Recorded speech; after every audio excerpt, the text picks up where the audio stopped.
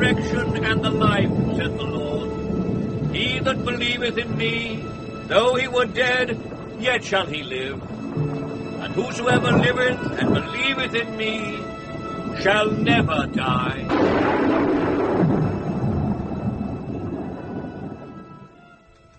So, you see, Mrs. Pearl, apart from the few small bequests already mentioned, your late husband has left all his property to you.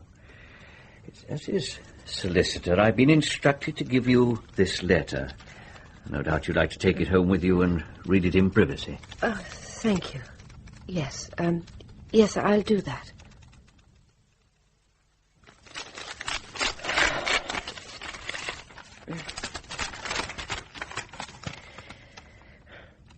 This note, my dear Mary, is entirely for you, and will be given to you shortly after I'm gone.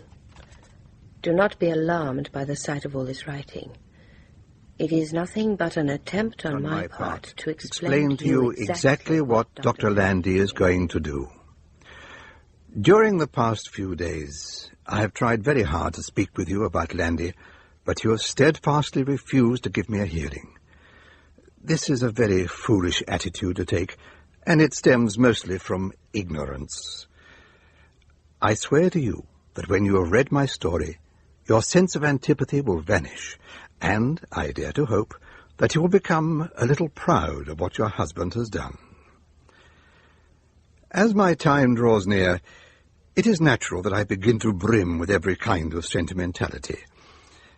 I have a wish, for example, to write something about you, and what a satisfactory wife you have been to me through the years. I have a yearning also to speak about Oxford, where I've been living and teaching for the past 17 years. All the things and places that I loved so well keep crowding in on me now in this gloomy hospital room, and I can see them more clearly than ever. The details of the illness that struck me down in my middle life are well known to you, and I do not need to repeat them here. Suffice it to say that I admit at once how foolish I was not to have gone earlier to my doctor. 6 weeks ago, John Landy came to see me. He is a magnificent neurosurgeon, much involved with the varying effects of prefrontal lobotomies upon different types of psychopath. Maybe you have never met him, but he and I have been friendly for at least 9 years. And the moment he entered my room, I knew there was some sort of madness in the wind. William, my boy, this is perfect. You're just the one I want. Good day to you, John. Do take a pew. How may I be of help? Now, look. In a few weeks, you are going to be dead, correct? So it would seem. And then they'll take you out and cremate you. Bury me. That is even worse. And then what? Do you believe you'll go to heaven? I doubt it, though it would be comforting to think so. Or hell, perhaps. I don't really see why they should send me there. Oh, you never know, my dear William. What is all this about, John? Well, personally, I don't believe that after you're dead you'll ever hear of yourself again. Unless you have the sense to put yourself into my hands. I'm really serious about it, William. Would you care to consider a proposition? I don't know what you're talking about. Then listen and I'll tell you. Go on then, if you like. I doubt if I've got very much to lose by hearing it. On the contrary, you have a great deal to gain, especially after you're dead. This is a thing, William, that I've been working on quietly for some years. 1 or 2 others here at the hospital have been helping me. We've completed a number of fairly successful trials with laboratory animals. I'm at the stage now when I'm willing to have a go with a human. It's a big idea, and it may seem a bit far-fetched at first. But from a surgical point of view, there doesn't seem to be any reason why it shouldn't be more or less practicable. Now, quite a long time ago, I saw a short medical film that had been brought over from Russia. It showed a dog's head, completely severed from the body, but with the normal blood supply being maintained through the arteries and veins by a means of an artificial heart. Now, the thing is this. That dog's head, sitting there all alone on a sort of tray, was alive. I find that difficult to believe. I tell you, the brain was functioning. They proved it by several tests. For example, when food was smeared on the dog's lips, the tongue would come out and lick it away, and the eyes would follow a person moving across the room. Now then, my own thought is to remove the brain from the skull of a human being and keep it alive and functioning as an independent unit for an unlimited period after he is dead. Your brain, for example. Now, Just don't interrupt, William. As far as I can tell, the brain is a peculiarly self-supporting object. The magic processes of thought and memory which go on inside it are manifest and not impaired by the absence of limbs or trunk, or even of skull, provided that you keep pumping in the right kind of blood under the proper conditions. Yes, but My dear William, just think of your own brain. It is in perfect shape. It is crammed full of a lifetime of learning. Soon it is going to die, along with the rest of your body, simply because your silly little pancreas is riddled with cancer. No, thank you. You can stop there. It's a repulsive idea. And even if you could do it, it would be quite pointless. What possible use is there in keeping my brain alive if I couldn't talk or see or hear or feel? Personally, I can think of nothing more unpleasant. But I haven't told you about the eye yet. Huh? We might even succeed in giving you a certain amount of vision. Now listen, I would try to leave one of your optic nerves intact as well as the eye itself. The beauty of it is that it's not really a nerve at all. It's an outpouching of the brain, and it is attached to the eyeball, so the back of the eye is in very close contact with the brain, you see? How convenient. Oh, I'm afraid there wouldn't be any muscles there to move it around, but it might be sort of fun to lie there quietly and peer out at the world. Hilarious. How about leaving me an ear as well? I'd rather not try an ear this time. I want an ear. I insist upon an ear. No. I want to listen to Bach. I don't understand how difficult it would be. The hearing apparatus is a far more delicate mechanism than the eye. You really must leave me to decide what is possible and what isn't. You talk as if it's all arranged. I tell you, I don't fancy the idea. Would you rather be dead altogether? Perhaps I would. I don't know yet. I wouldn't be able to speak, would I? Oh, of course not. Then how could I communicate with you? What if it turned out to be terribly painful and I couldn't stand it? No legs to run away on, no voice to scream with. How would you know if I were conscious? Well, that part would be easy. An ordinary electroencephalograph could tell us that. We'd attach the electrodes to the frontal lobes of your brain. But I couldn't communicate with you. As a matter of fact, I believe you could. Huh? There's a man up in London called Wertheimer who's doing some interesting work on the subject of thought communication. You know the brain throws off electrical discharges rather like radio waves. I know a bit about it, yes. Well, Wertheimer has constructed an apparatus which produces a kind of graph which is apparently decipherable into words and thoughts. Would you like me to ask him to come and see? You're assuming that I believe any of this nonsense now. Why don't you just go away and leave me alone? There's a good chap. I think that's a very short-sighted attitude. You'll be fascinated when you hear about the actual operation itself. But I'll come to all that later on. The fact remains that you are going to die fairly soon, whatever happens. And my plans would not involve touching you until after you are dead. Now, come now, William. No true philosopher could object to lending his dead body in the cause of science. After all, you carry a donor card, don't you? That's hardly the same thing. And it seems to me there'd be some doubts as to whether I were dead or alive by the time you'd finished with me. Well, I suppose you're right about that. But I don't think you ought to turn me down just yet before you know a bit more about it. I've heard more than enough already, thank you. I can do without the gory details. Now, don't be depressed, man. Here, would you like a cigarette? I don't smoke, you know, that disgusting habit.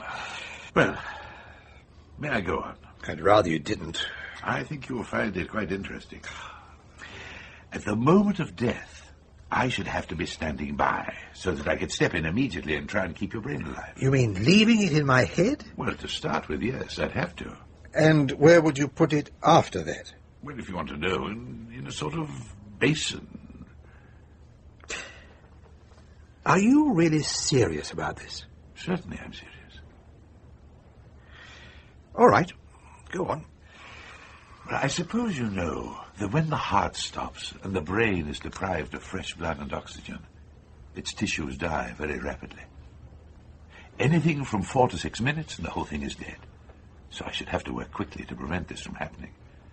But with the help of the machine, it should be all quite simple. What machine? The artificial heart. We've got a nice version here in this hospital which can do all the necessary things. It's really not at all complicated. But let me explain. You see, the blood supply to the brain is derived from 2 main sources. The internal carotid arteries and the vertebral arteries. And the return system is even simpler. The blood is drained away by only 2 large veins, the internal jugulars. Around the brain itself, they naturally branch out into other channels. but they don't concern us. All right. Imagine I've just died. What is the first thing you would do? I should immediately open your neck and locate the 4 arteries. I should then stick a large hollow needle into each. These 4 needles would be connected by tubes to the artificial heart. Then I would dissect out the left and right jugular veins and hitch them to the heart machine as well to complete the circuit. You wouldn't be like that Russian dog, though. For one thing, you'd certainly lose consciousness when you died, and I very much doubt if you'd come to again for quite a long time. If at all. But, conscious or not, you'd be in rather an interesting position, wouldn't you? You'd have a cold dead body and a living brain. We could now afford to take our time. And believe me, we'd need it. The next thing we'd do would be to wheel you to the operating theater. Now, it's important that you should know precisely what is going to happen to you all the way through. You see, afterwards, when you regain consciousness, it'll be much more satisfactory from your point of view if you're able to remember exactly where you are and how you came to be there. If only for your own peace of mind.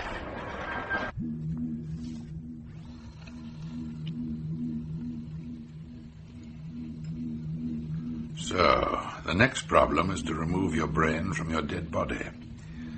The body is useless. In fact, it has already started to decay. The skull and the face are also useless. They're both encumbrances. All I want is your brain. The clean, beautiful brain, alive and perfect. So, now I'm going to take this small oscillating saw and proceed to remove the whole vault of your skull. Could be rather painful. But as I'm sure you're quite unconscious, William, I won't have to bother with an anesthetic of any kind. Now, William, I've got the upper half of your skull off so that the top of the brain, wrapped in its outer covering, is exposed. Now, the next step is the really tricky one. I've got to release the whole package so that it can be lifted cleanly away, leaving the stubs of the arteries and veins hanging underneath to be reconnected to the machine. This is an immensely lengthy and complicated business involving the delicate chipping away of much bone. To do this, I shall now take this and slowly bite off the rest of your skull. And begin to peel it off downward, like an orange, until the sides and underneath of the brain are fully exposed. It's all right, I've plenty of time, because the artificial heart is continually pumping away alongside the operating table. Now, your brain is connected to your body only at the base by the spinal column and the veins and arteries.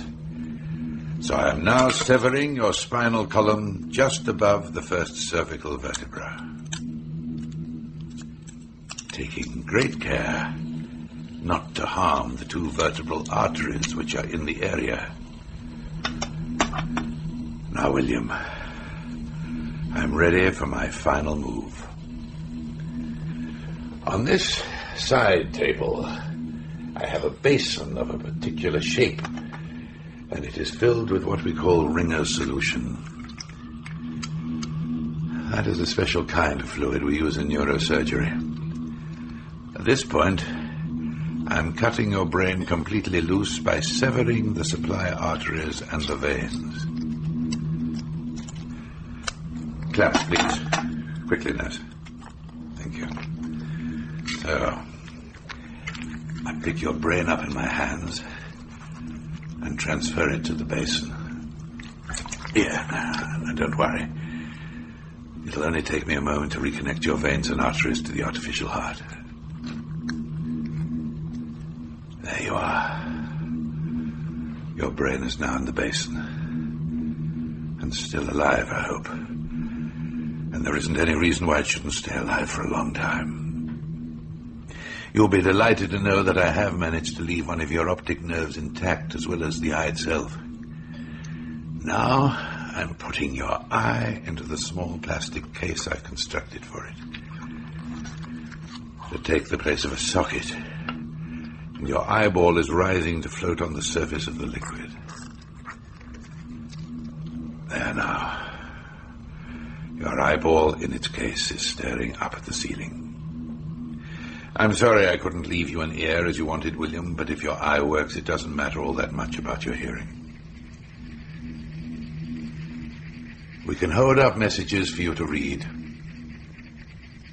And now, so that we can tell whether you regain consciousness, we'll attach these electrodes to the frontal lobes of your brain, there in the basin. And the electroencephalograph will register your thought waves. How lucky you are. Your thinking is no longer influenced by your senses. You are living in an extraordinarily pure and detached world. Nothing to bother you at all, not even pain. No worries or fears of pains or hunger or thirst. Not even any desires. Your brain could stay alive for 200 or 300 years in circumstances like these. Well, goodbye for now, William. I'll drop in and see you tomorrow.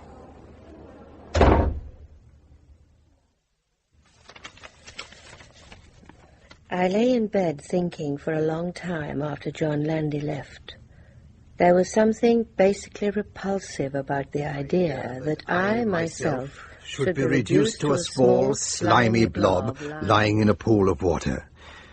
Then my mood began to change, and I found myself able to examine Landy's proposals in a more reasonable light. I am rather proud of my brain. As brains go, it is a damn good one. Landy has assured me that when my brain is in the basin, I shall be able to think and reason as I can now. Even the power of memory will remain. Well, Mary, as you know, I have tried to discuss this subject with you many times, but you have refused to give me a hearing. Therefore, when he comes to see me tomorrow, I shall tell him straight out that I'm going to do it. I won't say goodbye to you, because there's a tiny chance that if Landy succeeds in his work, I may actually see you again. I'm giving orders that these pages shall not be delivered to you until a week after my death. Be good when I'm gone, and always remember that it is harder to be a widow than a wife. Be diligent and dignified in all things. Be thrifty with your money. Do not drink cocktails. Do not smoke cigarettes. Do not eat pastry. Do not use lipstick. Do not buy a television apparatus. And incidentally, I suggest that you have the telephone disconnected. Now that I shall have no further use for it. But before doing so, please give Landy a call to see how things went with me. I'm so glad you called at last, Mrs. Pearl. You're quite well, I hope.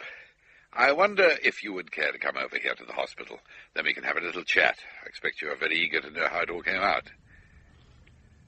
Well, I can tell you now that everything went pretty smoothly. Far better, in fact, than I was entitled to hope. It's not only alive, Mrs. Pearl, it's conscious. Isn't that interesting? And the eye is seeing. We are sure of that because we get an immediate change in the deflection on the encephalograph when we hold something up in front of it. And now we're giving it the newspaper to read every day. Which newspaper? Oh, the Daily Mirror. The headlines are larger. Oh, he hates the Mirror. Give him the Times. Oh, very well, Mrs. Pearl. We'll give it the Times. We naturally want to do all we can to keep it happy. Him. Not it. Him. Him. Yes. Yes, I beg your pardon. To keep him happy. That's one reason why I suggested you should come along here as soon as possible. I think it'd be good for him to see you. You could indicate how delighted you are to be with him again. Smile at him and blow him a kiss, all that sort of thing. It's bound to be a comfort to him to know that you're standing by. Well, you mustn't be surprised by what he looks like, Mrs. Pearl. No, I won't. It's bound to be a bit of a shock to you at first. He's not very prepossessing in his present state, I'm afraid. I didn't marry him for his looks, Doctor. Ah. Well, take your time when you get inside the room. He won't know you're in there until you place your face directly above his eye. The eye is always open, but he can't move it at all, so the field of vision is very narrow. At present, we have it looking straight up at the ceiling. And, of course, we can't hear anything. We can talk together as much as we like. In here. Well, I wouldn't go too close yet. So stay back here a moment with me until you get used to it all. He's in that big enamel bowl, that white bowl over there. Come, just a little closer. Not too near. That's the eye in there. Can you see it? Yes. Well, so far as we can tell, it's still in perfect condition. It's his right eye. And the plastic container has a lens on it similar to the one he used in his own spectacles. Staring at the ceiling all the time can't be much fun. Oh, don't worry. We're in the process of working out a whole program to keep him amused. But we don't want to go too quickly at first. Give him a good book. We will. Are you feeling all right, Mrs. Pearl? Yes. Then we'll go forward a little more, shall we? And you'll be able to see the whole thing. There you are. This is William. Oh, goodness, isn't he large? He looks like an enormous pickled walnut. You'll have to lean over and put your pretty face right above the eye. He'll see you then, and you can smile at him and blow him that kiss. If I were you, I'd say a few nice things as well. He won't actually hear them, but I'm sure he'll get the general idea. He hates people blowing kisses at him. I'll do it my own way, if you don't mind. Hello, dear. It's me, Mary. Are you feeling all right, William? Your eyeball looks quite interesting. That network of tiny red veins. And there are little dark streaks in the iris, although it's so blue. Ice blue. I never noticed them before. I got your letter, dear, and came over at once to see how you were. Dr. Landy says you're doing wonderfully well. Oh, perhaps if I talk slowly, you can understand a little of what I am saying by reading my lips. I'm sure you're watching me. You look so calm and kindly like this, William. Almost cow-like, with that soft, gentle look in your eye. Are you quite sure he's conscious, Doctor? Oh, yes. Yes, completely. And he can see me? Perfectly. Isn't that marvellous? I expect he's wondering what happened. Oh, not at all. He knows perfectly well where he is and why he's there. He can't possibly have forgotten that. You mean he knows he's in this basement? Of course. And if he only had the power of speech, he'd probably be able to carry on a completely normal conversation with you this very minute. But you can't talk, can you, dear? No arguments and criticisms, no ban on smoking, no shirts to wash and iron, no meals to cook. I could live very comfortably with you as you are now, William. Are you all right, Mrs. Pearl? What? Oh, yes. Thank you, Dr. Landy. I was just thinking, I do believe I'm suddenly getting to feel the most enormous affection for him. Does that sound strange? I think it's quite understandable. He looks so helpless and silent lying there under the water in his little basin. Like a baby. Well, that's what he's like. He's exactly like a little baby. There, William, my pet. From now on, Mary's going to look after you all by herself. And you've nothing to worry about in the world. It's almost as if he's trying to say something to us. When can I have him back home, Doctor? I beg your pardon? I said, when can I have him back? In my own house. Oh, you're joking. Why should I joke? We couldn't possibly be moved. I don't see why not. Well, this is a scientific experiment, Mrs. Pearl. It's my husband, Dr. Landy. Well, It is my husband, you know. But that is rather a tricky point. Your husband was buried only a couple of days ago. You are a widow now, Mrs. Pearl. I want him back. Would you care for a cigarette, Doctor? No, thank you. Shall we go back to my room now? Smoking isn't really permitted in the laboratories. The way out is over here. Yes, that's right. I'll be with you in a moment. I want a private word with my husband. Oh. Mary's leaving now, sweetheart. And don't you worry about a single thing, you understand? We're going to get you right back home, where we can look after you properly, just as soon as we possibly can. And, listen, dear, don't you like the nasty cigarette smoke, William? I can see you didn't. You're looking at me just as you used to.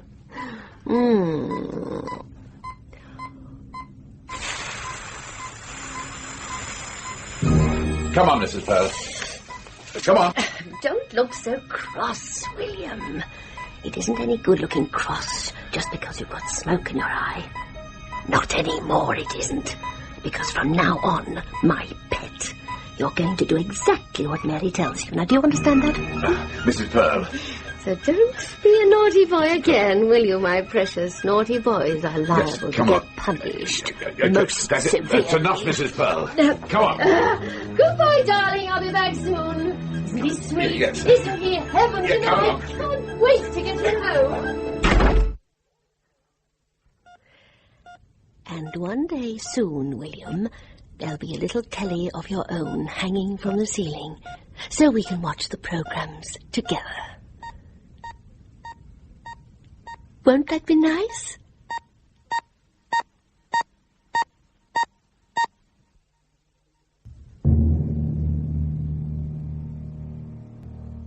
In the story today, Joss Ackland played Dr. Landy, and Elizabeth Morgan was Mary. William was played by Alan Dudley, and John Badley was both priest and solicitor. William and Mary was written by Roald Dahl, dramatized by Jill Brooke, and directed by Jerry Jones.